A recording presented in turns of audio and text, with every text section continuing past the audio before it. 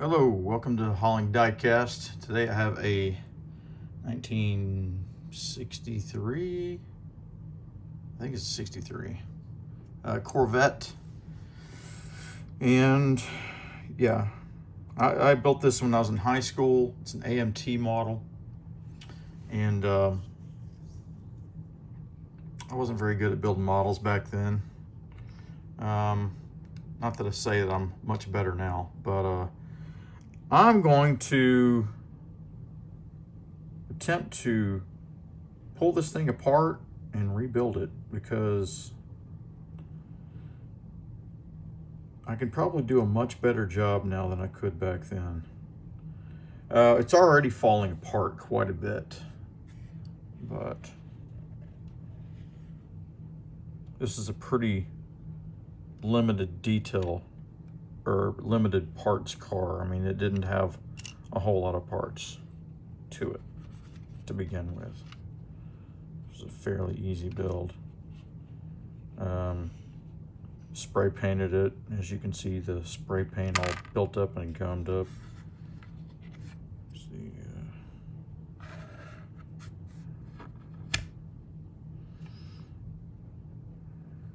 air cleaner cover. Surprisingly, the hood came out a little bit glossier than the rest of the car. The rest of the car just looked hideous. And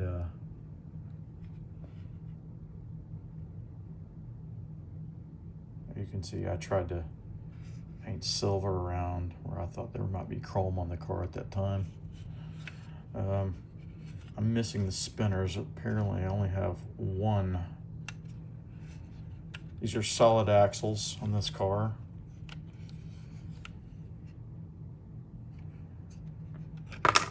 And there's the bottom.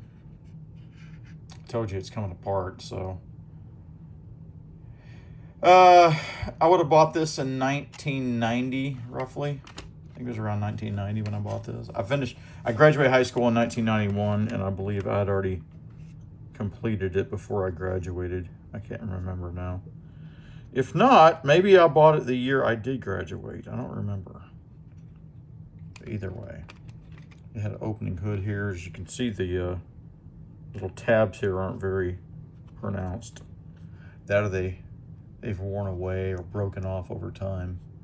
But it comes off.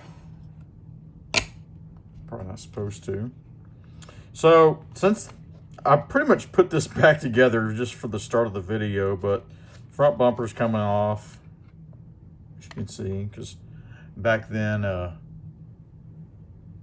can see I scraped some of the foil off so the glue would adhere, but maybe not enough. It didn't stay. So front bumper's coming off. Back bumpers, I don't think I did any. It's not even like I glued these in. I think I didn't take any paint off, apparently. Looks like I just stuck them in there. So yeah, they both just slide right out because there's nothing to hold them in place. And I never did like the way the body set on this car. It always looked like it's sagging down in the middle. And I think the way the back always kind of sunk in, I didn't like that either. But I think that's because it uses 3 tabs, and they all have to get sandwiched together behind there. And this is part of that mechanism. So they all have to be in there to get that enough thickness for this to not be, going up and down like that. So let's pull this top off here.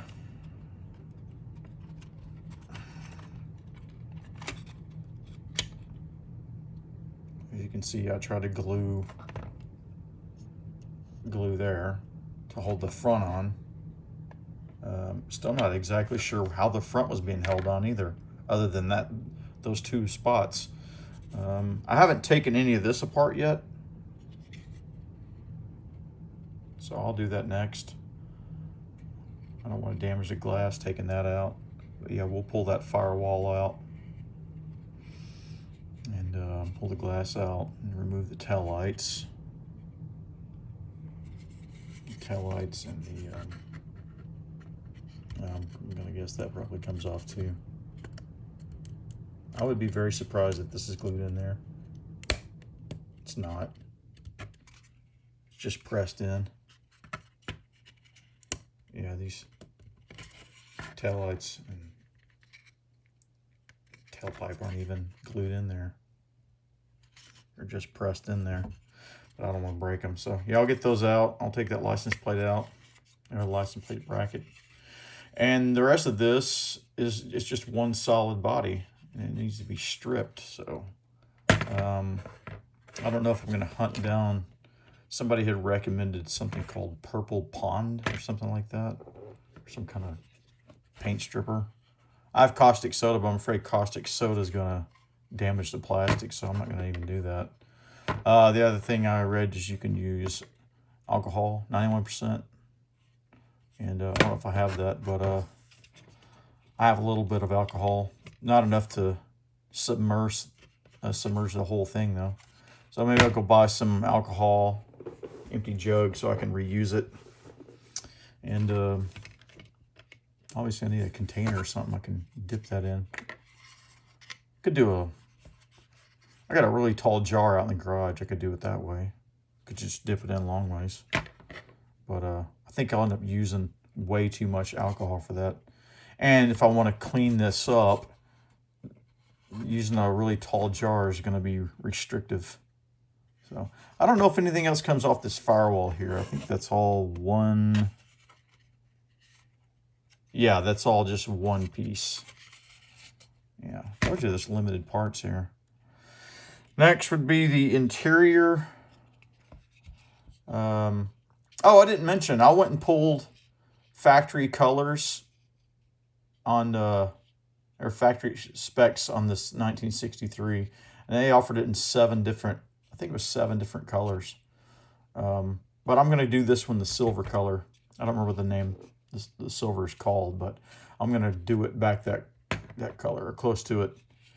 The interior, of course, it's not going to look like this at all when I'm done. I'm not sure if these seats come out. No, the seats are part of the mold. But the dashboard comes out, the steering wheel comes off, and then the little shifter is going to come off. So, golly, I didn't even paint that. Look at that. Yeah. We'll strip this down. We're going to do this, well, to go with that silver. It has black interior, and this right here will be, let's see, this, and I think it's the center console will be a brushed aluminum. Otherwise, the interior is black, and I'll go in and detail this and the steering wheel as much as I can to get that close to factory as possible. So I'll pull that apart later. I don't want to break anything, and I don't want to do it all in this video. Okay, so as I mentioned before, it has straight axles, but we have a loose engine here. And I don't know if there are any other parts that came with this. I may have to go online, see if I can locate the old instructions for this car, if that's even possible. Maybe the Blueprinter or maybe one of those websites might have it. But you see, yeah, I think the block was at Chevy orange. But the manifolds wouldn't have been. So that all needs to be fixed. But I don't know if I'm going to pull all of this off. Maybe I will. But I don't think I'm going to pull it completely apart. I'll just pull off the little pieces around it. But I'll leave the block. I'll probably take the manifold off. The intake manifold.